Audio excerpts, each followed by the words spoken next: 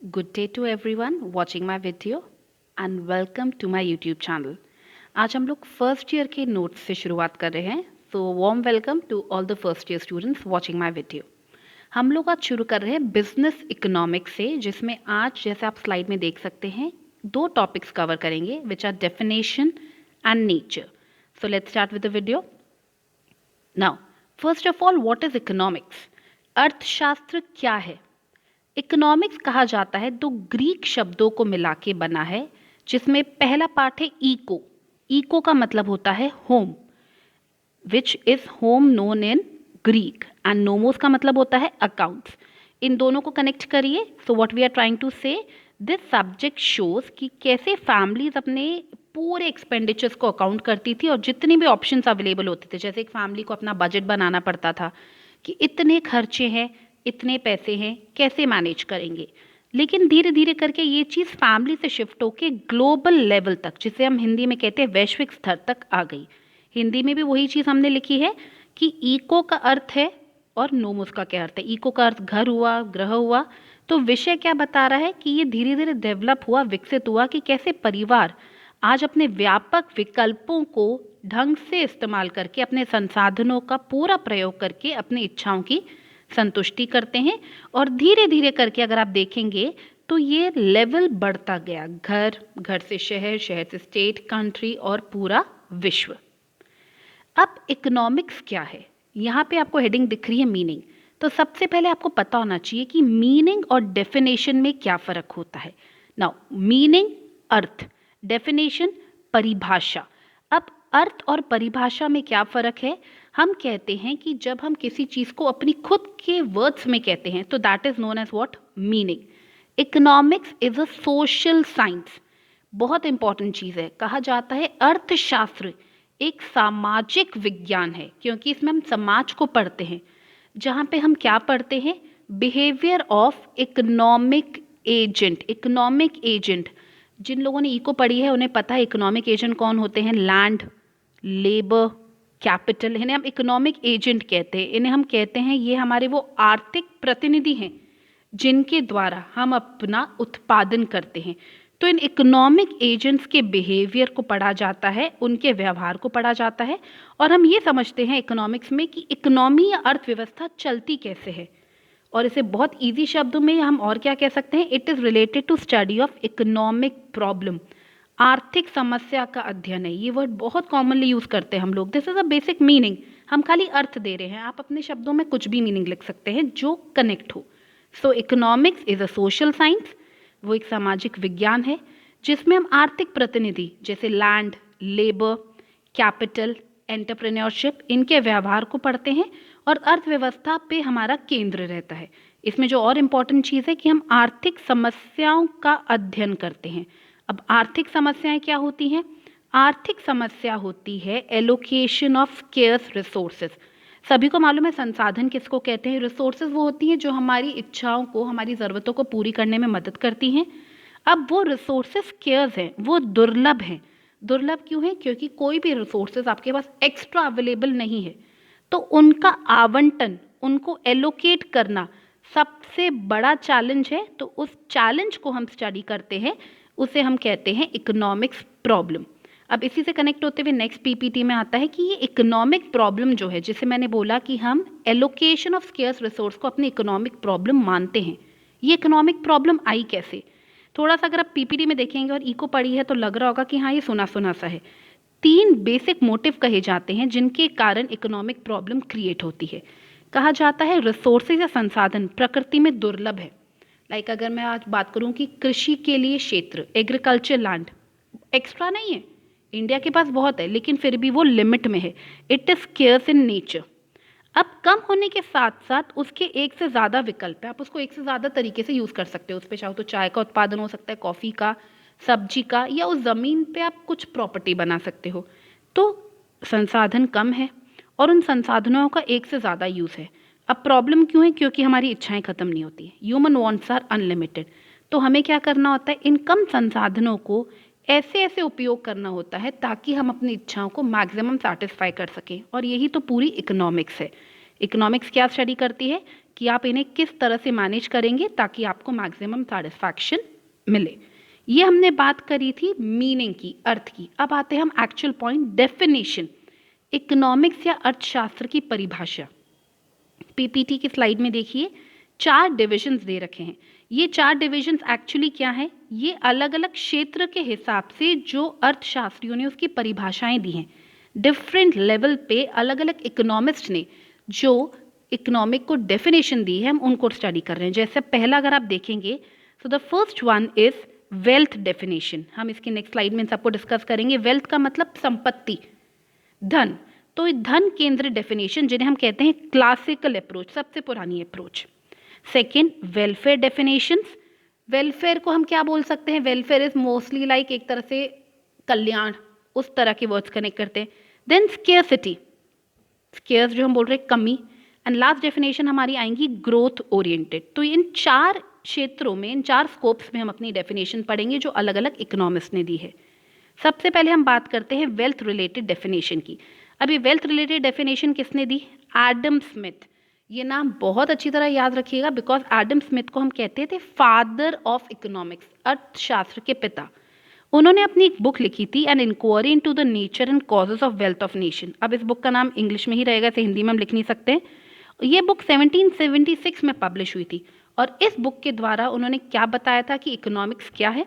Economics is a science of wealth, मतलब संपत्ति और धन पे फोकस किया, which studies process of production, consumption and accumulation of profit. That means अर्थशास्त्र में हम धन का विज्ञान मानते हैं जो धन के उत्पादन, उपभोग और संचय की प्रक्रिया का अध्ययन करता है कि कैसे उत्पादन हो, कैसे प्रोडक्शन हो, उसका कंजम्पशन हो और किस तरह से हम अपने धन को संचय कर सकते हैं। तो एडम स्मिथ की जो डेफिनेशन थी उसका पूरा फोकस वेल्थ, धन, संपत्ति पे था।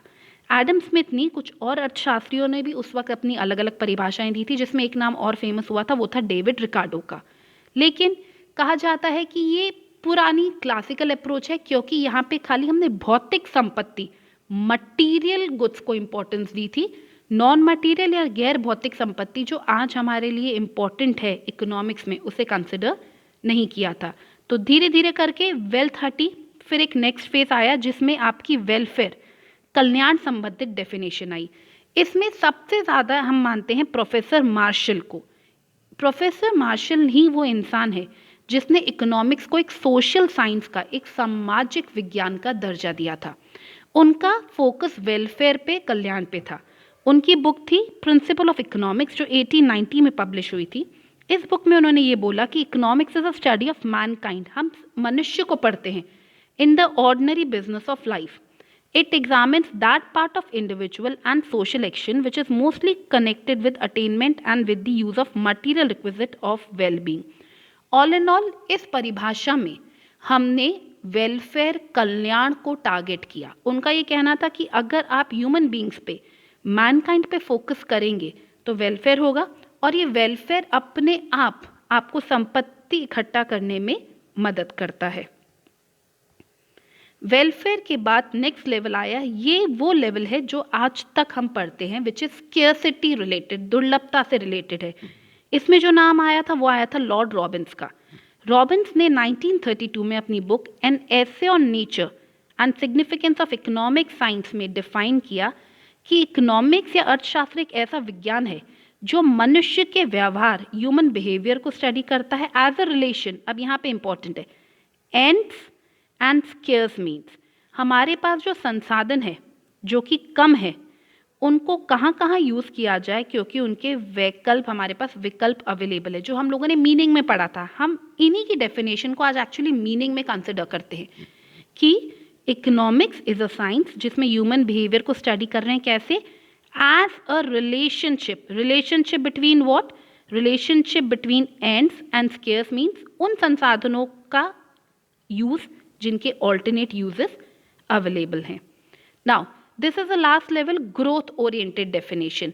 ये डेफिनेशन एक्चुअली आज की एज में मानी जाती है और इसे हम कहते हैं ये जनरल डेवलपमेंट से रिलेटेड है, मतलब एक सामान्य विकास से संबंधित है, समाज के वेलबींग से संबंधित है, पॉवर्टी, इनइक्वालिटी, गरीबी, असमानता, इन सबको हटाने से संबंधित है और कहते हैं कि पूरी कंप्लीट पूर्ण विकास से संबंधित ये परिभाषा है। आप चाहें तो अगर एक्चुअली आप लिखना चाहते हैं तो आप या तो लॉर्ड रॉबिन्स की स्केर्सिटी वाली डेफिनेशन प्रेफर करते हैं या ग्रोथ ओरिएंटेड। ये डेफिनेशन हमने ली है प्रोफेसर सैमुअलसन की 1948 में जो उन्होंने दी थी। What is economics? Economics is a study, एक अध्ययन है of how main and society, कैसे मनुष्य और समाज चूजेस विद और without the use of money, पैसा या पैसे के बिना अपने प्रोडक्टिव रिसोर्सेस जिनके ऑल्टरनेट यूज हैं उनको यूज करता है, ताकि धीरे धीरे करके वो चीज़ों को उत्पादित कर सके जिन्हें हम अपने समाज में डिस्ट्रीब्यूट करते हैं। अब इसे हिंदी में वापस देखिए, है एक ईजी चीज़। इकोनॉमिक्स अर्थशास्त्र एक ऐसा अध्ययन है जो दिखाता है कि कैसे दुर्लभ उत्पादक संसाधन, जो रिसोर्सेज हैं जैसे पैसा हो जाए, ज़मीन हो जाए, ये जो संसाधन है जो उत्पादन कर सकते हैं, जो दुर्लभ हैं, जिनके वैकल्पिक उपयोग हैं, इन्हें हम कैसे पैसे के साथ या उसके बिना मानव और समाज द्वारा उपयोग के लिए चुने जाते हैं और समय के साथ विभिन्न वस्तुओं का उत्पादन करते हैं जो आज और भविष्य में हमारे उपभोग के लिए काम आ सकती है। So this is the growth oriented definition. Growth और स्केर्सिटी इन दोनों डेफिनेशंस को हम प्रेफर करते हैं। आप चाहें तो अपनी भाषा में भी इसे लिख सकते हैं। Now after this let's come to the nature. Nature का मतलब अर्थशास्त्र की प्रकृति क्या है। कहा जाता है नेचर, जैसे हम ह्यूमन बींग्स का कहते हैं कि हम किस तरह के स्वभाव के हैं, उसी तरह से इकोनॉमिक्स का स्वभाव दो भागों में बांटा जाता है। इकोनॉमिक्स या तो एक विज्ञान है या एक कला है। जैसे हम लोग मैनेजमेंट में, प्रबंधन में भी कहते हैं कि मैनेजमेंट इज अ साइंस और एन आर्ट, उसी तरह से इकोनॉमिक्स इज अ साइंस और एन आर्ट। और साइंस में भी आइदर इट इज़ पॉजिटिव और इट इज़ नॉर्मेटिव। तो अब हम इनके बारे में आगे डिस्कस करेंगे। नाउ सबसे पहली चीज़, अगर हम बोलते हैं कि कुछ भी वस्तु या कुछ भी कॉन्सेप्ट एक साइंस है, तो साइंस होता कैसे, उसके लिए हमें कुछ साइंस के फीचर्स पढ़ने चाहिए। साइंस या विज्ञान हम तब कहते हैं किसी भी कॉन्सेप्ट को जब वो सिस्टमैटिक स्टडी होती है, मतलब आप किसी चीज़ का व्यवस्थित तरीके से अध्ययन करते हैं और उसके बारे में जानकारी हासिल करते हैं। तो क्या इकोनॉमिक्स के अंदर हम व्यवस्थित तरीके से स्टडी करते हैं, सिस्टमैटिक वे से? हाँ। जो भी थ्योरीज बनी है जैसे डिमांड, सप्लाई, मांग और पूर्ति के नियम, इनके बारे में सिस्टमैटिकली ढंग से डेटा कलेक्ट किया गया और उनके बाद ही इसको स्टडी करके एक लॉ बनाया गया। सेकेंडली, साइंस तब कहा जाता है जब आप दो चीज़ों में कॉज और इफेक्ट में रिलेशन बता सके, कारण और प्रभाव के बीच में सहसंबंध बना सके। तो क्या इकोनॉमिक्स में हम रिलेशनशिप एस्टैब्लिश कर पाते हैं? Of course. जैसे हम बोले पूर्ति, सप्लाई, सबको याद होगा जिन्होंने भी इको पढ़ी है, और जिन्होंने नहीं पढ़ी एक बार सिंपल सा लॉजिक सुनिए कि अगर किसी वस्तु की कीमत बढ़ती है तो दुकानदार उस चीज़ की पूर्ति या सप्लाई बढ़ा देता है। If the price of a good increases there is increase in the supply. ये चीज़ भी तो बता रही है कि there is a cause and effect relation between price and supply. Price बढ़ती है तो उसकी सप्लाई एक दुकानदार बढ़ाता है क्योंकि उसका प्रॉफिट मार्जिन ज़्यादा हो जाता है। As an example, so cause और इफेक्ट का रिलेशनशिप यहाँ आया। थर्ड आपका कॉन्सेप्ट है कि यूनिवर्सली एक्सेप्ट होते हैं, मतलब आप उसे वैश्विक स्तर पर स्वीकृत मानते हो। तो जो भी नियम अर्थशास्त्र में बने हैं जैसे law of demand, law of supply, Hindi में हम जिन्हें कहते हैं मांग का नियम, पूर्ति का नियम, ये यूनिवर्सली एक्सेप्टेड हैं। कुछ एक्सेप्शंस अलग चीज़ है बट नॉर्मली एक्सेप्टेड है। ये पूरी साइंस की तरह नहीं होते हैं कि हर जगह सेम है, लेकिन हाँ एक मोटे तौर पर इसे हम एक्सेप्ट करते हैं। Next, laws are tested and based on experiment. अब इनका एक्सपेरिमेंट या टेस्ट एक साइंस की लेबोरेटरी में नहीं होता, इनको हम लोग सोशल साइंस कहते हैं, मतलब हम लोग मनुष्य पे इनका व्यवहार देखते हैं। तो ये लॉज को टेस्ट किया जाता है और उसी के थ्रू हम अपने रिजल्ट्स का डिक्लेरेशन करते हैं। And fastly, it helps in making future predictions. आप फ्यूचर प्रिडिक्शंस बना सकते हो कैसे? इफ़ आई सिंपली से, जैसे प्रोफेसर मार्शल कहते थे कि मनी के बेसिस पे आप आगे का प्रिडिक्शन कर पा रहे हो कि मनी की डिमांड कितनी है, सप्लाई कितनी है। या हम इस तरह से बोलें कि अगर मैं आज ये खरीद रही हूँ, ये सोना खरीद रही हूँ, क्यों? क्योंकि फ्यूचर प्रिडिक्शंस मुझे ये बता रहे हैं। इंडेक्स नंबर स्टैट्स में सबने पढ़े, तो वो भी तो इकोनॉमिक्स का ही पार्ट है। So it helps in making future prediction. ये सारे पॉइंट्स क्या बता रहे हैं कि इकोनॉमिक्स साइंस के बहुत सारे तत्वों को अपने अंदर शामिल करती है। Many facts of science are connected with eco, not completely but या एक बहुत अच्छे लेवल तक साइंस के सारे फैक्टर्स आपको इको के अंदर दिखते हैं। Now continuation with the next part, what exactly science is. कहा जाता है प्रोफेसर रॉबिन्स और प्रोफेसर सीनियर ये क्लेम करते थे कि इकोनॉमिक्स एक पॉजिटिव साइंस है। अब साइंस के मैंने दो भाग बोले थे, पॉजिटिव एंड नॉर्मेटिव। तो प्रोफेसर रॉबिन्स का ये कहना था कि आप जो इकोनॉमिक्स बोल रहे हो वो एक्चुअली क्या है, एक पॉजिटिव इकोनॉमिक्स है। लेकिन प्रोफेसर पिगू, ये नाम अब धीरे धीरे आप याद कर लीजिए क्योंकि ये नाम बहुत फेमस इकोनॉमिस्ट के हैं, उनका ये कहना था कि इकोनॉमिक्स जो है वो नॉर्मेटिव इकोनॉमिक्स है। अब पॉजिटिव नॉर्मेटिव क्या होता है हम इसका अध्ययन करेंगे। पॉजिटिव जिसे हम हिंदी में क्या कहते हैं, सकारात्मक, और नॉर्मेटिव जिसे हम हिंदी में कहते हैं नियामक। आपको दिख ही रहा होगा नीचे लिखा हुआ है। प्रोफेसर रॉबिन्स और प्रोफेसर सीनियर ने अर्थशास्त्र को सकारात्मक विज्ञान के रूप में दावा किया, लेकिन प्रोफेसर पिगू और प्रोफेसर मार्शल का मत था कि अर्थशास्त्र एक नियामक विज्ञान है।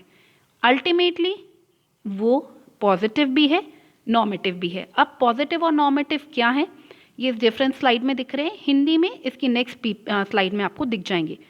पॉजिटिव हम तब कहते हैं इकोनॉमिक्स को क्योंकि इकोनॉमिक्स असली चीज़ों से जुड़ी है। डेफिनेटली अर्थव्यवस्था, गरीबी, इनइक्वालिटी, ये सारे पॉजिटिव फैक्ट्स ही तो हैं, और ये चीज़ें हमारे तथ्यों पर आधारित होती हैं।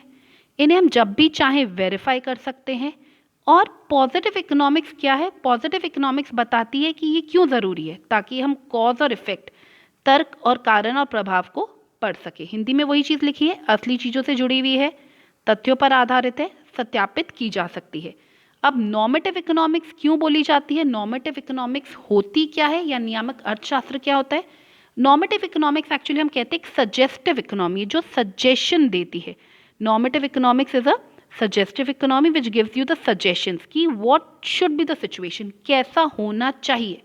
इसमें क्या क्या चीज़ें आ जाती, ये थोड़ा गड़बड़ है, ये सेकेंड पॉइंट है, ये थर्ड और ये फोर्थ। तो यहाँ पे हमारे ओपिनियंस हैं, वैल्यूज़ हैं। Like if I put up an example, जैसे डिमोनेटाइजेशन हुआ, उसके होने के बाद उसके फैक्ट्स उसे पॉजिटिव बना रहे।